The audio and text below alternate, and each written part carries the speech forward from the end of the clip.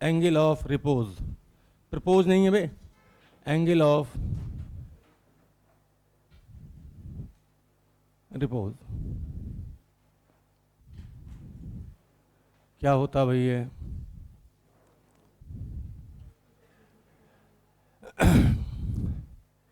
Incline plane का वो angle, किसी भी इंक्लाइन प्लेन पे वो एंगल जिसपे कि कोई ब्लॉक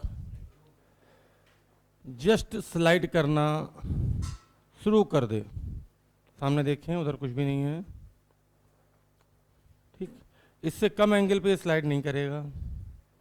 नहीं किया, नहीं किया, नहीं किया, नहीं किया, नहीं किया, नहीं किया, नहीं कर गया, ठीक। क्योंकि जैसे जैसे थीटा बढ़ता है वैसे वैसे एम जी साइन थीटा बढ़ेगा, ठीक। तो वो एंगल जिसपे कि ब्लॉक स्लाइड करना शुरू कर दे उस एंगल को हम बोलते हैं एंगल ऑफ रिपोज, ठीक। ध्यान दीजिएगा।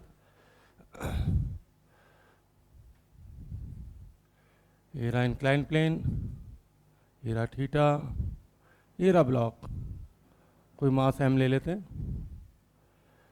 डायरेक्ट ही बता देता हूँ, एम जी नीचे लगेगा, एम जी का एक कंपोनेंट इधर आएगा, सब हम एनएलएम में पढ़ चुके हैं, M G sine theta. Obvious है कि इधर आएगा एम जी कॉस थीटा, जो कि नॉर्मल रिएक्शन के बराबर होगा। फ्रिक्शन पीछे लगेगा, लिमिटिंग वैल्यू लगेगी तो म्यू इंटू एन, एन की value M G cos theta है ही सही। तो जिस समय ब्लॉक जस्ट स्लाइड करना शुरू करेगा, इसका मतलब एम जी साइन थीटा जो है वो बड़ा हो जाए या बराबर भी रहे, म्यू इंटू फ्रिक्शन की लिमिटिंग वैल्यू से बड़ा हो जाए तो स्लाइड करना शुरू कर देगा।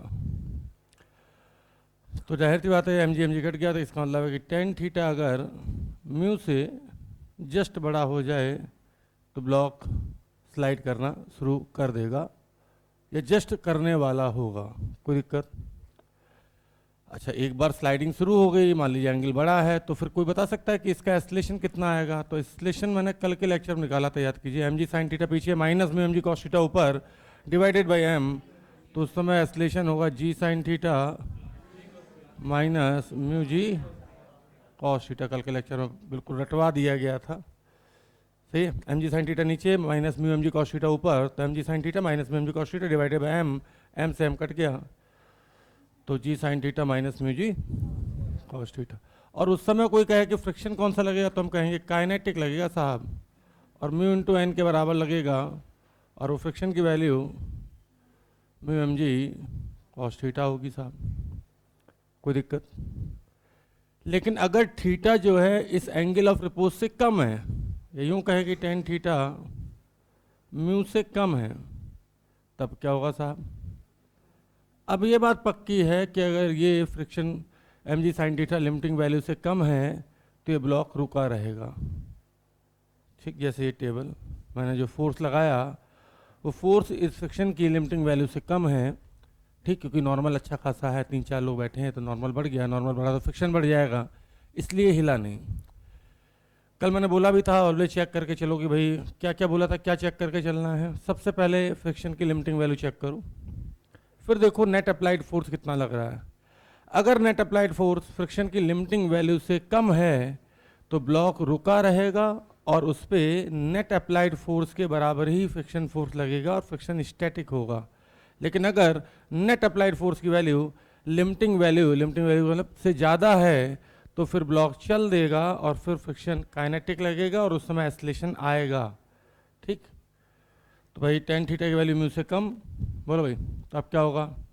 तो फिर फ्रिक्शन स्टैटिक लगेगा और अप्लाइड फोर्स के ही बराबर लगेगा, और अप्लाइड फोर्स को नीचे ले जाने वाला है एम जी साइन थीटा, तो फिर फ्रिक्शन की वैल्यू उस केस में आएगी M G sine theta, mu M G cos theta मत ठोक देना, ठीक।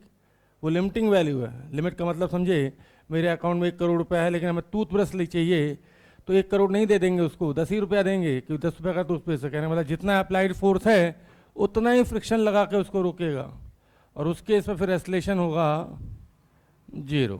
कोई दिक्कत? कोई दिक्कत? सवाल वही, सोच नहीं, सवाल वही है, सोच नहीं। अब इसको जब ITI वालों ने पूछा, हालांकि ये सवाल एलन के मॉड्यूल में भी है, ठीक, तो उन्होंने एक कटोरा लिया, क्या लिया? कटोरा। ध्यान देना भाई, कटोरा लिया, कटोरा बना दिया, कहते कीड़ा है, दैट इज इंसेक्ट। तो ये इंसेक्ट मैक्सिमम किस एंगल तक जाके बिना स्लिप किए हुए क्रॉल कर सकता है, ये अल्फा बता दूं। ठीक, म्यू दे दिया 1/3। तो आपको बता दें ये कटोरा और इंक्लाइन में कोई अंतर नहीं है। अगर मैं यहाँ टेंजेंट डालूं तो अभी एंगल 0 है, देखो। लेकिन जैसे जैसे मैं ऊपर जा रहा हूँ तो तुम्हें कटोरा दिखेगा, मुझे दिखेगा इंक्लाइन प्लेन।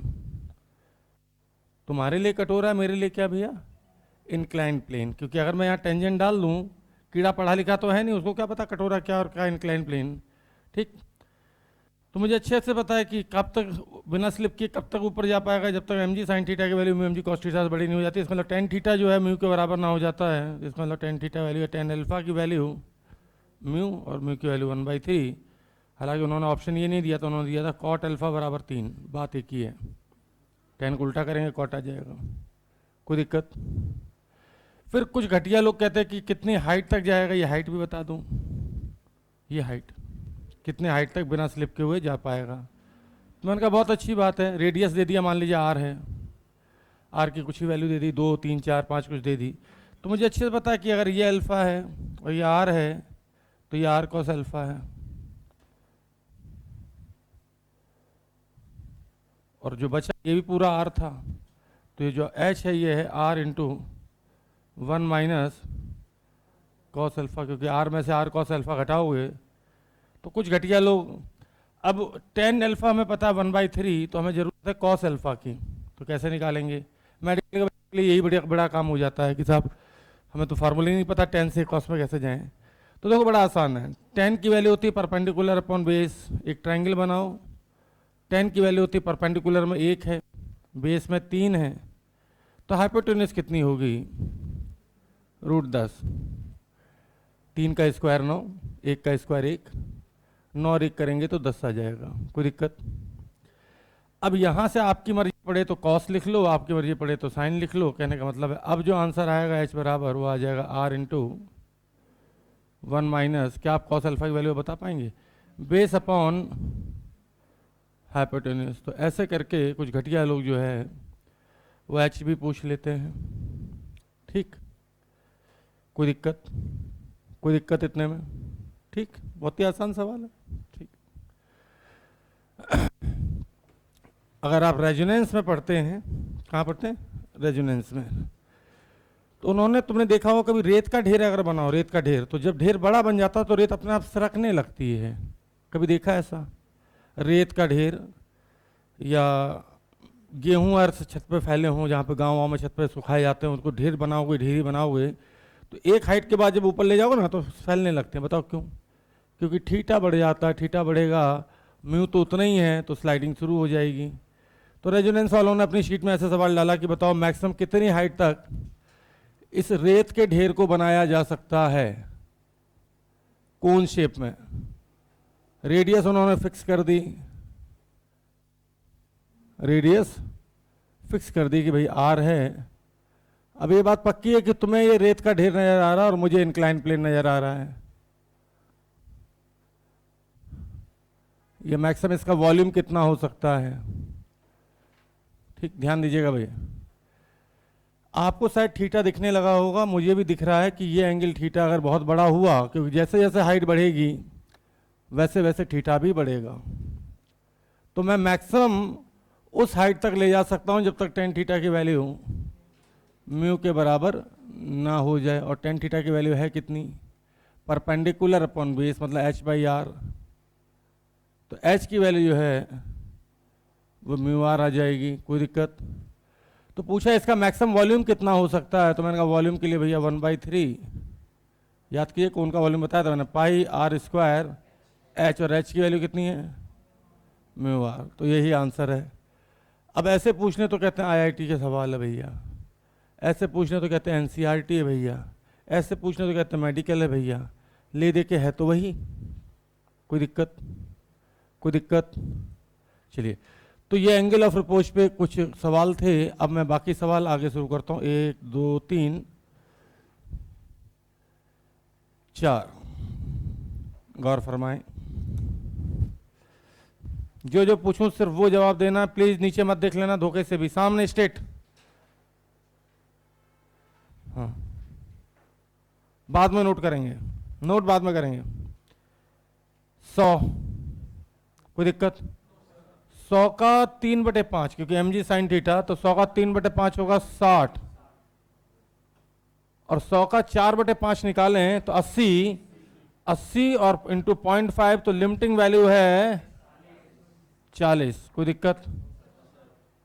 तो डेफिनेटली 40 लग के 60 को तो नहीं रोक पाएगा। अब आपको सीधे बता दें कि इस केस में फ्रिक्शन आएगा काइनेटिक और आएगा 40, और एस्लेशन आएगा 2। कहाँ जरूरत है पेन की? कोई दिक्कत?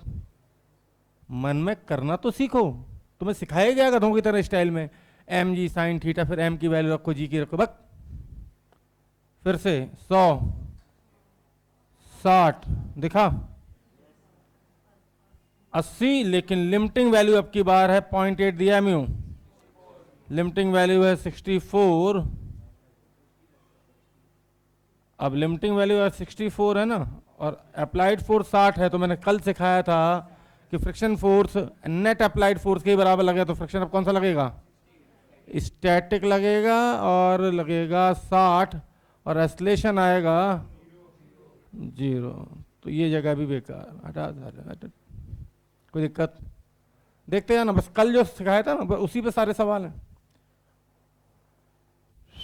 100 इधर बोलो, 60 लिमिटिंग वैल्यू है 40, तो फ्रिक्शन मान लो लग गया 40, तो बाकी रोकने के लिए कौन लगेगा अब? टेंशन। तो फ्रिक्शन 40, टेंशन 20। जयराम जी की कोई दिक्कत? आ जाओ इधर, यहां पे आगे लगा 60, mg cos थीटा 100 इंटू 4/5 करेंगे तो mg cos theta 80, normal action 80, normal action 80, तो लिमिटिंग वैल्यू है 0.8 इंटू 80, 64, 0.8 इंटू 80 करेंगे 64 आ जाएगा, पॉइंट से 0 हटा दिए, 8 8 64। ठीक, मुझे बताओ इधर 60 लग रहा है, तो फ्रिक्शन कितना लगेगा? 60। क्या टेंशन को लगने की जरूरत है? अगर फ्रिक्शन नहीं रोक लिया तो पीछे रस्सी में टेंशन आएगा ही क्यों, तो टेंशन 0, फ्रिक्शन स्टैटिक 60। कोई दिक्कत? निगाह नीचे मत करना किसी भी स्थिति में, क्योंकि ज़्यादा टाइम मैं वैसे भी नहीं ले रहा हूँ, नोट बाद में करना, बाद में। 40 का एक कंपोनेंट इधर, 40 इंटू 4/5, 40 इंटू 4/5 करें, 5 से 40 को काटेंगे 8, 8 चौक 32, और 40 इंटू 3/5 24। कोई दिक्कत? 100 नीचे, 100 नीचे, नॉर्मल ऊपर, तो नॉर्मल प्लस 24 बराबर 100, तो नॉर्मल बराबर 100 माइनस 24 कितना? 76। और 76 में अगर मैं 0.5 मल्टीप्लाई करूं तो लिमिटिंग वैल्यू आएगी 38। 76 को आधा करें, 0.5 से मल्टीप्लाई करें तो 38 आता है। लिमिटिंग वैल्यू 38, जबकि आगे ले जाने वाला फोर्स है 32, हिलेगा, तो इसका मतलब फ्रिक्शन स्टैटिक लगेगा और 32 के ही बराबर लगेगा, जबकि एस्लेशन आएगा 0। कोई दिक्कत? देखते हो सब सारे कल जो छोटी चीज दिखाई थी ना, बस उसी पे सारे सवाल हैं। 50 का 37 किया तो 50 cos 37 40, 50 sin 37 30, क्योंकि 50 इंटू 3/5 करेंगे 30। नॉर्मल ऊपर, 100 नीचे, नॉर्मल की वैल्यू 70, नॉर्मल 70 और 0.5 से मल्टीप्लाई करेंगे तो लिमिटिंग वैल्यू आएगी 70 का आधा होता है 35। आगे 40 लग रहा है, मैक्सिमम फ्रिक्शन लग सकता है 35 का, चलेगा, और चलेगा तो फिर भैया फ्रिक्शन काइनेटिक लगेगा, 35 लगेगा। आगे 40 पीछे 35, 5 डिवाइडेड बाई 10, एस्लेशन 0.5, फ्रिक्शन काइनेटिक और 35। कोई दिक्कत? देखते जाओ, 5 मिनट का तो टोटली गेम है। 100 से दबाया तो इधर से नॉर्मल आया 100, नॉर्मल 100 और म्यू है 0.5, तो लिमिटिंग वैल्यू 50। ये बताओ यार कि इसको नीचे ले जाने वाला फोर्स कौन सा, mg 100 और फ्रिक्शन की रोकने की औकात 50, रोक पाएगा? नहीं रोक पाएगा तो काइनेटिक लगेगा और एक्सीलरेशन भी आएगा। 100 माइनस 50 के तो 50/10, एक्सीलरेशन आएगा 5। कोई दिक्कत? यूनिट अगर मैं कहीं ना लिखूं, जैसे यहाँ जगह नहीं थी तो अपने आप लिख लेना, ठीक? कोई दिक्कत? mg 100 अब इसी नीचे जाएगा तो इसको रोकेगा तो फ्रिक्शन ही। ज्यादा दबाने से क्या होता है, ज्यादा दबाने से ज्यादा नॉर्मल आता है, ज्यादा नॉर्मल आने से फ्रिक्शन की औकात बढ़ जाती है, लिमिटिंग वैल्यू बढ़ जाती है। लिमिटिंग वैल्यू बढ़ने से mg को फ्रिक्शन रोक पाता है। लेकिन अभी हमने हल्के से दबाया है, 100 लगाया तो 100 लगाया तो नॉर्मल 100, ठीक? mg नीचे 100 लग रहा था, mg को रोकने के लिए नीचे ले जाने वाला फोर्स था mg को रोकने के लिए फ्रिक्शन लगेगा ऊपर, लेकिन इसकी औकात है 50 की, 50 से ज़्यादा लग ही नहीं सकता, तो रोक पाएगा नहीं। तो अब कौन सा लगेगा? काइनेटिक। और काइनेटिक लगेगा तो मैक्सिमम लग सकता है 50, तो 100 माइनस 50 नेट फोर्स हुआ 50 डिवाइडेड बाई मास 10, तो एक्सीलरेशन आ गया 5। कोई दिक्कत? यहाँ भी म्यू की वैल्यू 0.5 है। 400 दबाया आपकी बार, तो सवाल वही है देखने में, तो नॉर्मल भी नॉर्मल 400, तो लिमिटिंग वैल्यू 200, ये नीचे 100, औकात है 200 तक लग के रोकने की, रोक लेगा क्या? और अब की बार फ्रिक्शन स्टैटिक लगेगा और 100 ही लगेगा, जबकि एक्सीलरेशन 0 आएगा। कहने का मतलब ये सारे सवाल आपके कंसेप्ट क्लियर करने के काम आ रहे हैं, जो कल मैंने सिखाया था या जो लिखाया था, याद है? और आज आते आते भी बताया था कि हमेशा चेक करो, सवाल देखने में दोनों एक जैसी लग रहे हैं लेकिन आंसर अलग अलग है। और जानबूझ के मैंने ऐसे सवाल बनाए हैं कि एक में चल जाए और एक में रुका रहे, और रुका रहे तो कौन सा फोर्स लगेगा? स्टैटिक फ्रिक्शन, और वो नेट अप्लाइड फोर्स के ही बराबर होगा, ठीक? आप देखो हर जगह 2 सवाल बनाए मैंने एक जैसे। आ गया एक में चलेगा, एक में रुका रहेगा, देखो कहीं पे भी देख लो, जानबूझ के ऐसा सवाल बनाए ताकि आपके स्टैटिक और काइनेटिक दोनों के कंसेप्ट बिल्कुल क्लियर कट हो जाएं। आगे चलें। अब किसी ने पूछा कि न्यूनतम कितना फोर्स लगा दें ताकि रुका रहेगा। भाई मिनिमम फोर्स F लगाया तो नॉर्मल इधर आया, हाँ या ना? नॉर्मल खुद F के बराबर। तो बताओ mg को रोकने के लिए अगर फ्रिक्शन पूरी ताकत लगा के रोकेगा तो म्यू इंटू एन, और n खुद किसके बराबर है? तो सीधे बोल दो mg बराबर म्यू इंटू एफ, सीधे बोल दो mg बराबर, या mg की वैल्यू म्यू इंटू एफ से कम होनी चाहिए। तो f जो है mg बाई म्यू से बड़ा हो या बराबर हो तो ये रुका रहेगा। कोई दिक्कत? कोई दिक्कत? आगे बढ़ जाएं। इसका आधी आधी लाइन तो है, सवाल होते हैं सॉल्यूशन नहीं होते अपने। आखिर इसको धक्का देने से ये क्यों रुका? तो बता दूं, जब इसको धक्का दोगे तो एक्सीलरेशन आएगा, एक्सीलरेशन आएगा तो सूडो फोर्स आएगा। कहने का मतलब जो काम हम यहाँ डायरेक्ट फोर्स लगा के कर रहे थे वही काम अब सूडो फोर्स का। सूडो फोर्स आएगा तो नॉर्मल आएगा, और नॉर्मल आएगा तो mg को फ्रिक्शन फोर्स रोक पाएगा। ध्यान देना भाई, एक सेकंड। n की वैल्यू कितनी है? n की वैल्यू कितनी है? ma। f तो बाद में निकालें, बराबर टोटल मास इंटू एक्सीलरेशन। एक a पे फोकस करो। mg बराबर n बराबर ma, और mg बराबर mg is less than equal to mu into n, और n की वैल्यू है ma के बराबर। m से m कट गया तो a की वैल्यू जो है g बाई म्यू। कोई दिक्कत? हाँ, अब अगर कोई पूछ रहा है कि f बता दो, ये वाला f, तो डेफिनेटली मैं बता सकता हूँ कि टोटल मास कितना, m प्लस m। तो नेट फोर्स बराबर total mass into acceleration, acceleration मुझे पता ही है, तो m plus m into G by mu. कोई दिक्कत? कोई दिक्कत? कोई दिक्कत तो नहीं, ठीक। साहब इन्होंने पूछा कि इधर 2l/3 है, इधर l/3 है, तो बताओ कि मिनिमम कितना म्यू हो ताकि रुका रहे। सेम सवाल यहाँ, वैल्यू चेंज की सेम यहाँ, वैल्यू चेंज की सेम यहाँ, ठीक? ध्यान दें, तुम्हारे हिसाब से चेन है और मेरे हिसाब से ब्लॉक है। एक ब्लॉक ये 2m का रस्सी, और फिर एक ब्लॉक m का, क्योंकि l/3 का मास अगर मैं m मान रहा हूँ तो 2l/3 का मास 2m, सही है। mg नीचे और इसको रोकना है तो म्यू इंटू 2mg, तो mg बराबर म्यू इंटू 2mg, हाँ या ना?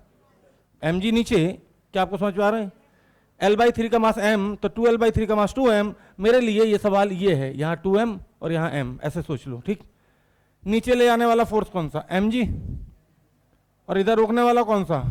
म्यू इंटू 2mg, तो म्यू इंटू 2mg बराबर mg, mg कट गया, म्यू इंटू 2mg बराबर mg कट गया, तो mu should be greater than equal to 1/2। तो आपको बता दे इसका कंसेप्ट, ये जो 1 है यहाँ पे 1 लिखा है, 1 ये ऊपर आएगा और ये 2 नीचे आएगा। इसका आंसर बोल दो, अब क्या देख रहे हो? 1। इसका आंसर बोल दो। यार तेरी तो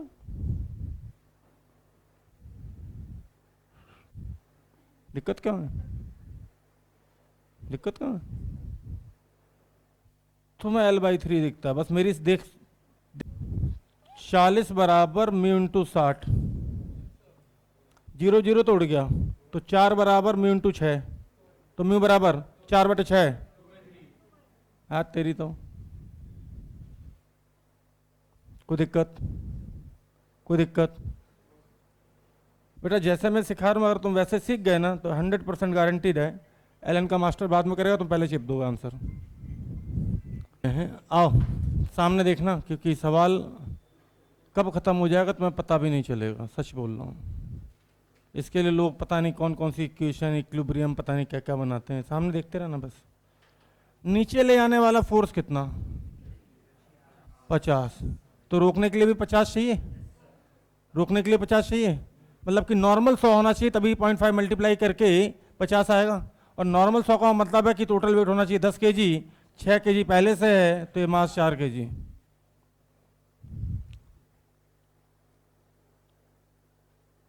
एक बार फिर, आधों को तो बॉल दिखती नहीं, बॉल ही नहीं आई थी, झूठ बोलना। ये वही इंसान है जो पहले दिन देखो sine theta, cos theta, a+b का होल स्क्वायर, ठीक सब बताता हूँ सब, कॉस 30 की वैल्यू, कॉस 37 की वैल्यू, साइन थीटा क्या होता है बेटा, तो आधे बोलते पता नहीं क्या, परपेंडिकुलर अपॉन हाइपोटेन्यूस होता है, ये भी बताया है, याद करो जो पहले लेक्चर में थे, ठीक है बिल्कुल सब कुछ बताता हूँ, स्क्वायर का एरिया, कोन का वॉल्यूम का, ठीक। कहने मतलब अगर कोई 9th भी भूल गया हो ना तो भी चल जाएगा अपने यहाँ। नीचे 50, तो रोकने के लिए कितना चाहिए? कम से कम 50, फ्रिक्शन 50 चाहिए, फ्रिक्शन की लिमिटिंग वैल्यू 50 होनी चाहिए। और ये 50 कब आना चाहिए? 0.5 से मल्टीप्लाई करके। तो बताओ कितने को 0.5 से मल्टीप्लाई करें ताकि 50 आ जाए? 100। तो नॉर्मल 100 चाहिए, और नॉर्मल 100 का मतलब mg 100 चाहिए, तो g हटा दो तो मास कितना चाहिए? 10, 6 पहले से, 4 और रख दो। कोई दिक्कत? आओ दिक्कत है तो अगले दिन निपट लेते हैं सामने। यहाँ म्यू नहीं दिया शायद मैंने, म्यू 0.5 ले लेते हैं, चलो 0.5 0.6 जो लेना हो। नीचे कितना? तो रोकने के लिए भी कितना?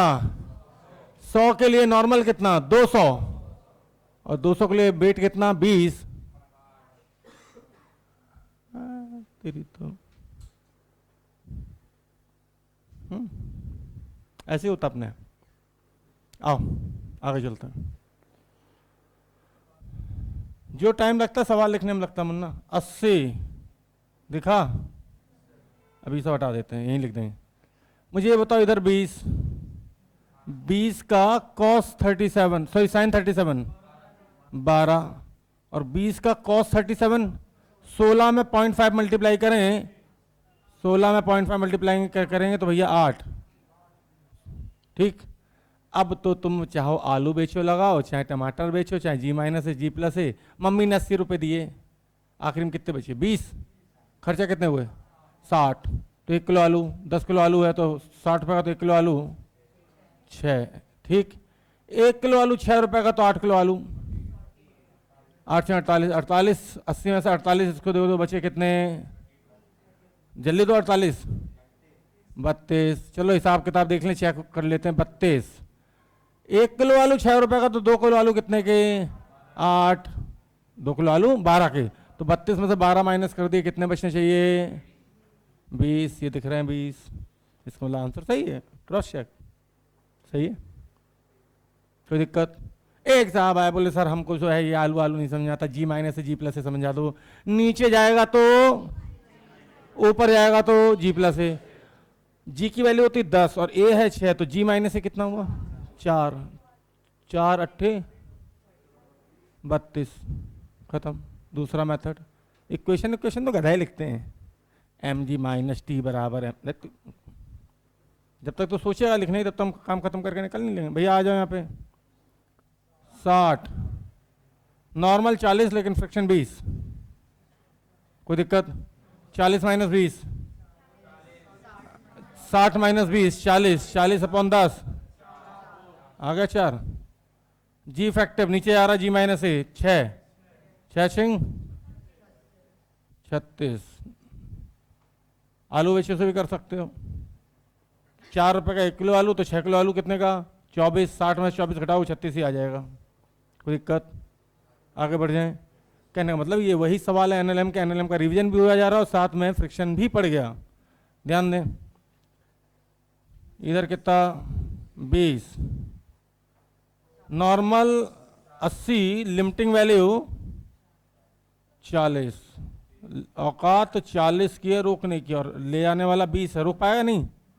रोक लेगा। अब जो है लगेगा स्टैटिक और 20 ही लगेगा, और अगर ये 20 तो इसको इक्विलिब्रियम में रखने के लिए टेंशन भी 20, कोई दिक्कत? आप देख सकते हो एक सवाल मैंने जाने दिया, एक में रोक दिया, कहना मतलब मैं स्टैटिक और काइनेटिक दोनों पे बराबर खेल रहा हूं। ओह,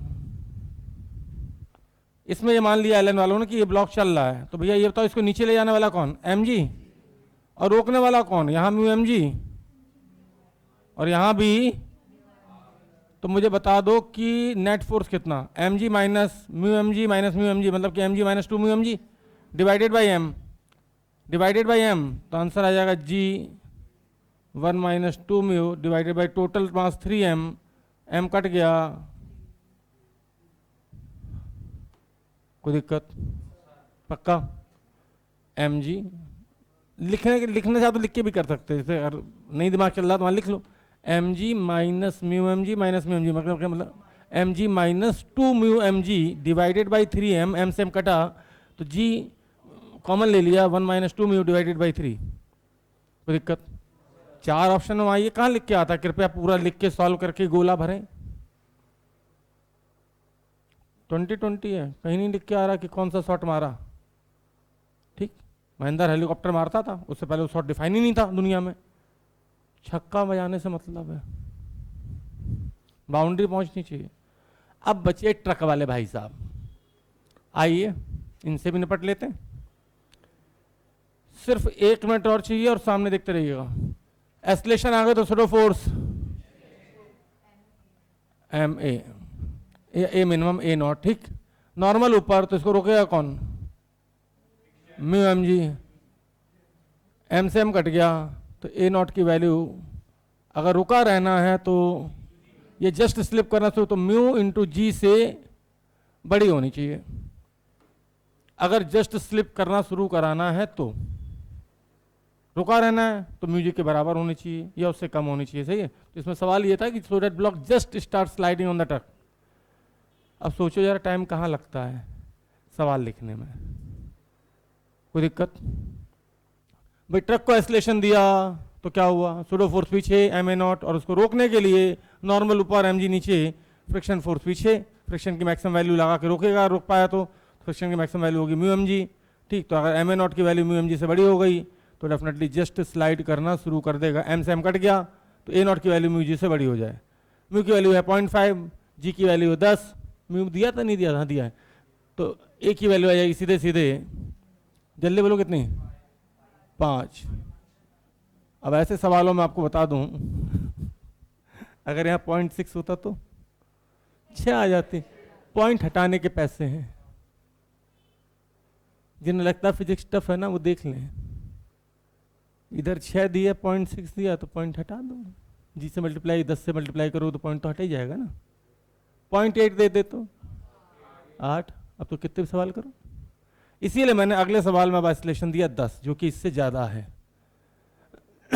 5 से ज़्यादा है। अब अगर 5 से ज़्यादा दे दोगे, 10 दे दोगे, ध्यान देना भाई, तो एम ए नॉट आ जाएगा तुम्हारा m इंटू 10, m की वैल्यू कुछ ही मान लो, ठीक।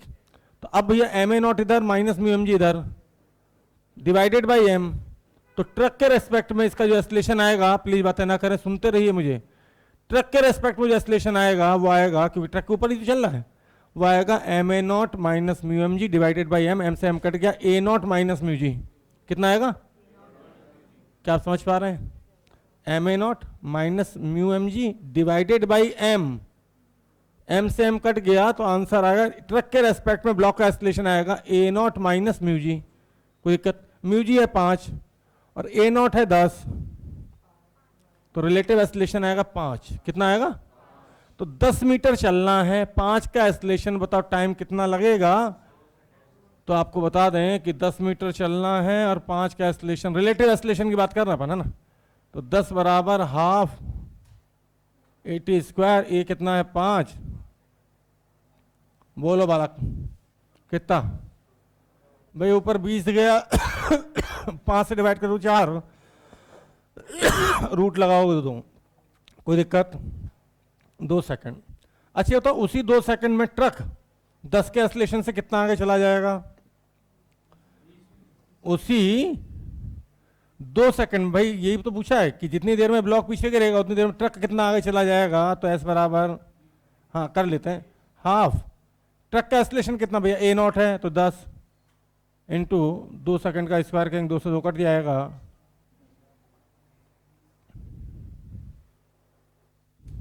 खत्म। जो मेहनत लगती है ना वो सिर्फ लगती है सवाल लिखने में।